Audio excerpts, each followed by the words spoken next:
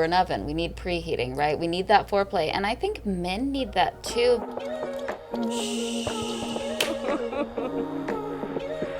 Hi, I'm Nicoletta Heidegger, and I'm a licensed marriage and family therapist and sexologist. Hi, I'm Lana I'm a chatterbait broadcaster and content creator. I'm Ryan Keely. You may know me as America's favorite stepmom, but I'm also a content creator, podcaster, and adult film star. Welcome, Ryan. Hi, I'm happy to be here. Today we're going to be talking about what makes sex great and what things we like about it, and maybe some tips and tricks for some of our listeners. Mm-hmm. And so I'm wondering, I would love to hear from either of you, but first to start out with, is there anything that you wish, I'm going to say men, but maybe just partners in general, knew about what makes good sex? Best sex tip, I think, is honestly a sense of humor. For me, that's always what gets me through any awkward moment, whether it's on set or in my personal life. And it also creates an amazing sense of intimacy with whomever you're with. A shared joke is one of the things that really bonds people as friends and as lovers. I mean, think about how annoying it is to hang out with a friend group that has all of these inside jokes, and that's kind of like their language. And so I think humor is the most important aspect of communicating and connecting over sex. I'm wondering, what do you all think is the difference between like laughing with somebody, creating the humor together, versus like, haha, at them, unless they're into that. Right, we're not laughing at you, SpongeBob. Right. They're laughing next to us. Right. I mean, it's intent. And sometimes you do something really funny during sex. Funny things happen. I like to make jokes. I can't help myself. There's a lot of weird sounds and smells and bodies or, do interesting things. So humor's key. And instead of feeling shame, feel joy. I agree. When I had sex for the first time, when the was all the way in my ass, I was like, your shopping cart is full. You may now proceed to checkout. So I'm all about humor and sex. Like, it's very important to be able to laugh. And I think it brings out, like, if you can be yourself with that person, then that is the most intimate form of intimacy, right? Mm-hmm. Like, you shouldn't always be like, oh, I'm this perfect little doll. I never do anything wrong, right? We all queef. We all make weird noises with our body. Like, Pile driver is just a one-way ticket to Queef City, in my opinion. I love Queef City. But you know what? There is science to this too, because the more playful we can be, the more we can engage in playfulness, in humor, the part of our nervous system that's responsible for helping our body relax and allowing for more pleasure becomes more active. And so, like, the playfulness is actually a key for relaxing into sex. Absolutely. I mean, it's just as important for building intimacy as the non-sexual skin-to-skin contact with a partner, or anyone in your life, really. But like, that non-sexual skin-to-skin contact is really how you can create that amazing bond with someone and feel closer to them. You already talked about the anal checkout thing, and I would love to hear more about that if you want to share. But I think it would be helpful. I would love to know if y'all have like a standout experience of some awesome sex that you feel like you would be willing to share. Maybe don't ask a 20-year veteran of the industry, because disassociation is it's more of a career skill set. Well, I guess I'm talking like in your personal experience. I am a 40-year-old star. You assume that anyone wants to date me in Los Angeles?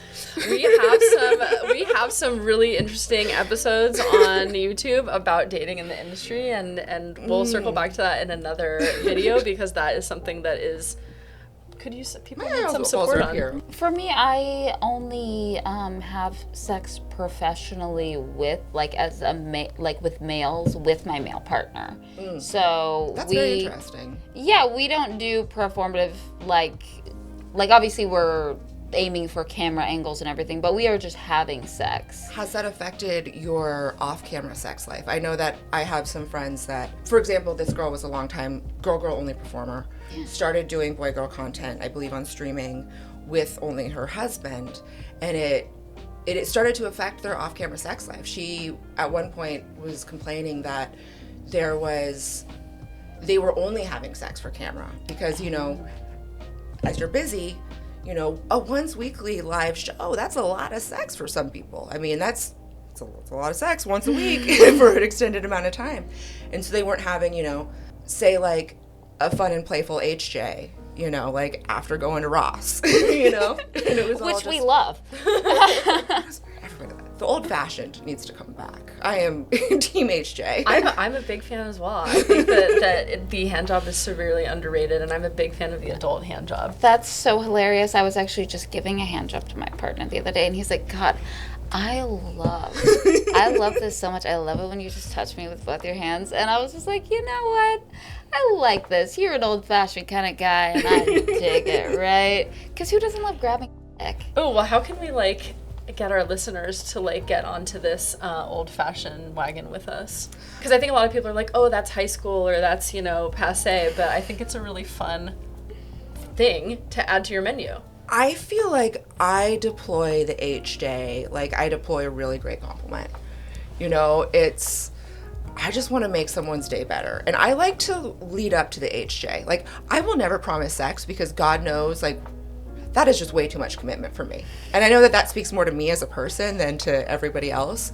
But I never want to be like, yeah, I'm going to f your brains out later. Because I don't know what later's going to be like. But I can always commit to, like, yeah, we're going to run these errands. I'm going to get the sweetest HJ you've ever had. You want a little old?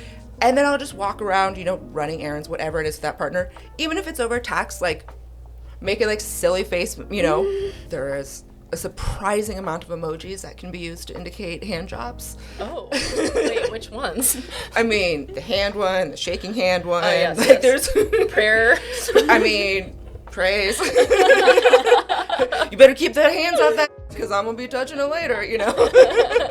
There's a lot of, I guess, talk about women not being a microwave. We're an oven. We need preheating, right? We need that foreplay. And I think men need that too, but a lot of the time because they are kind of microwave status where you can press a button and they're on, they don't get as much foreplay as women do. And I think the HJ is a very good, like, foreplay method for men. Like, play with your partner, like you're saying, right? And it's okay sometimes if you know, want microwave sex and your partner's down for that. But in the therapy world, we call it spontaneous versus responsive desire. Mm-hmm. So the spontaneous folks are the microwave ones who are just like, the wind blows and they're like, I have a boner, you know, I could do this. And then the responsive are the oveners who are like, oh, I need a little more time to get into this. And so I would say that's like a top tip right there is like, know what your style is. Are you a microwave? Are you an oven? And what is your partner? Because if you're a microwave and you're trying to microwave your partner that is an oven, they might not be ready to join you. They might need more time. Well, I would like to throw in a book recommendation here. I mean, it sounds like you're talking a lot about some things in Come As You Are. Yes. And I feel like that is an excellent book. I don't know if you've read the new one. She wrote a great one. This is author Emily Nagoski. She wrote one now for couples called Come Together. Yes. It's great. Yeah, it's very good. But yes, if you have a vulva or vagina and or you love someone who has a vulva and vagina, Come As You Are is I would say a necessity. I mean, you talked about doing that, you know, most of your like male female stuff is with your partner. Mm-hmm. Is there anything you'd be willing to share about like what has made that sex and connection enjoyable for you? Like, how do you know when it's good sex? Yeah, of course. And you were talking about this as well, as how do I like kind of keep that intimacy off screen as well as on screen. Yeah. And I understand what you're saying, and there are certain times that I'm like, we are going to film because I'm the content creator, so I dictate that. He's not like, hey babe, you want to like suck my on camera? Like, that never happens. I'm like, good to know what's behind the scenes. I'm like, we're gonna film today. And at first he was like kind of chaotic about it, and I was like, hey, and there was a lot of like, no one wants to see your asshole. They want to see my asshole. Move your ass out of the screen, right? Hey, there might be some people. I know. I was like, I think most of them. Your audience. I know. I was like, most of them want to see my butthole. I'm sure there's a couple out there. I do always caveat that. There might be a couple. Yeah, but. But now he's like very used to it. So he's like, oh, like I move this way, and like he'll look over at the camera and make sure. And I'm like, well, keep learning. It's so cute. But I definitely dictate that. But for me, the very like beautiful content that we create is very, I would say we only film maybe once a month. If we go on vacation somewhere beautiful, I'm like, I would like to dedicate a day to filming. Yeah. But the rest of the time, let's just have fun and let's have like us sex. So we don't film that often, and I think that's what helps with that, is because I'm a solo content creator, but then sometimes I make boy-girl content, and that's what helps the divide for me. And as for like making good sex, honestly, since we started creating content, he primarily uses our to masturbate. So he loves it. He's like, you've created me masturbation content. This is sexy. He'll come and like crawl into bed and be like, oh my God, like I was like watching your videos earlier, and it'll like get us in the mood from us. I love that. So that is a really cool aspect there, is like you're creating your own. Yeah. Yeah. I just want to point out, and then unfortunately we do have to wrap up, and there are so many more good tips on this, but I just want to note that like none of us has said in terms of like tips that people should know that you should last really long. No. None of us has said anything about size. My favorite sex is quickies. And not that it's okay. I mean, some people like to go a long time. Some people do enjoy feeling full from a certain size. But I just want to point out that like all the things we talked about had to do with like humor, relational things, conversations, negotiation. So just pointing out that the things that you think might help your performance may not be the things that actually make sex great, and each person is different. So ask them. Yeah. Yeah, and learn about your own body. And if you want to feel full, wash your hands and put some fingers in somebody. You don't need a big... Thank you so much for joining us, Ryan. My pleasure.